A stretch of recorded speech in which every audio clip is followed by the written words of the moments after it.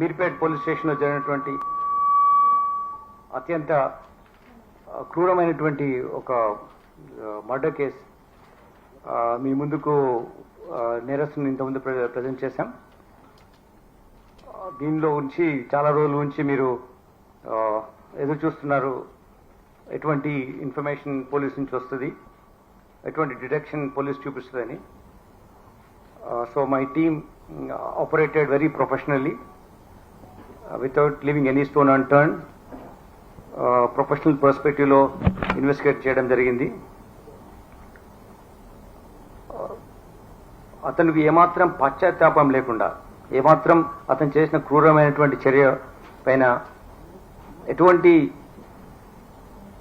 remorseless, does not have any guilt for doing this offense. And this is rarest of rare ways a person behaves this way and kills his own wife who has walked with him